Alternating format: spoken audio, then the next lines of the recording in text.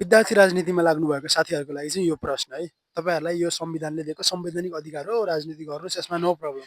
तर मेरो प्रश्न चाहिँ के हो भने तपाईँहरूले चाहिँ अहिले देशमा जुन एजुकेसन क्वालिटी छ, जुन एजुकेसन सिस्टम छ, के यसमा चाहिँ सन्तुष्ट हुनुहुन्छ त नि? के हाम्रो एजुकेसन सिस्टम र क्वालिटी चाहिँ वर्ल्ड लेभलमा कम्पिटिटिभ गर्न सक्ने लेभलको छ भन्दाखेरि चाहिँ तपाईँलाई के लाग्छ भने त्यो पनि म भनिदिन्छु, छैन। तपाईँहरूलाई यो अनेस्टली भन्दाखेरि तपाईँलाई यो लाग्छ। तर तपाईँहरूलाई अर्को के पनि लाग्छ भने हिजोभन्दा आज, आजभन्दा भोलि त इम्प्रुभ हुँदै गइरहेको छ नि त। पहिला हेर्नुहोस् कस्तो थियो र अहिले हेर्नुहोस् कस्तो थियो, यो पनि तपाईँहरूलाई लाग्छ, यो पनि मैले भन्न सक्छु। तर मेन पोइन्ट भनेको यहीँ आएर अड्किन्छ, किनकि यसलाई म इक्जाम्पल दिएर बुझाउँछु है। फर इक्जाम्पल हामीले चाहिँ एजुकेसन क्वालिटीलाई 2%ले इन्क्रिज गर्दै गर्दाखेरि चाहिँ जापानले चाहिँ एजुकेसन क्वालिटीलाई 40%ले इन्क्रिज गरेर हुन्छ हो, यसमा मान्नुहुन्छ नि होइन? त्यो भइसकेपछि हामीले गर्ने एजुकेसन क्वालिटी, हामीले गर्ने एजुकेसन क्वालिटीको इनोभेसन अथवा टेक्नोलोजीमा गर्ने हाम्रो काम र जापानले गर्ने काममा त फेरि पनि फरक आयो हो। हामी फेरि पनि ग्याप त सधैँ मेन्टेन भइरहेको नि होइन?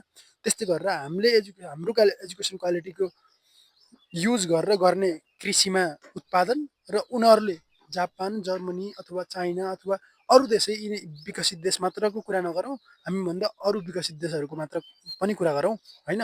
यिनीहरूले गर्ने कृषिमा इम्प्रुभमेन्ट त हाम्रोभन्दा फेरि धेरै हुन्छ होला, फेरि त्यहाँ पनि ग्याप भयो होइन? हामीले गर्ने इन्फ्रास्ट्रक्चर डेभलपमेन्टमा र उनीहरूले गर्ने इन्फ्रास्ट्रक्चर डेभलपमेन्टमा त्यो एजुकेसन क्वालिटीले गर्दा फेरि पनि ग्याप हुन्छ होला, फेरि पनि हामी सधैँ पछाडि पऱ्यौँ होइन?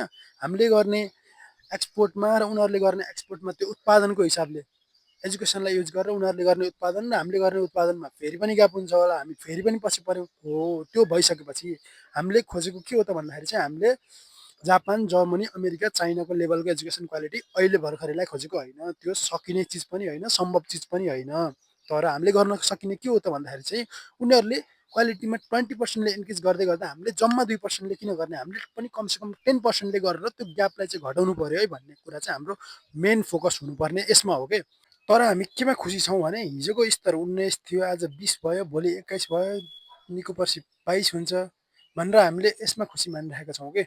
यो चाहिँ एकदम पूर्ण रूपमा गलत हो। हामीले चाहिँ उनीहरूको लेभलको क्वालिटी ल्याउन नसके पनि त्यो ग्यापलाई चाहिँ सधैँ मेन्टेन गर्न सक्यौँ भने, ग्यापलाई चाहिँ घटाएर माथिल्लो लेभलको ग्याप मेन्टेन गर्न सक्यौँ भने बल्ल हामी वर्ल्ड लेभलमा अलिकति कम्पिटेटिभ लेभलमा जान सक्ने हौँ कि। हामी त हिजोभन्दा आज, आजभन्दा भोलि थोरै त सुधार भएको छ भनेर यो हिसाबमा चाहिँ हामी गयौँ भने कहिले पनि अगाडि बढिँदैन।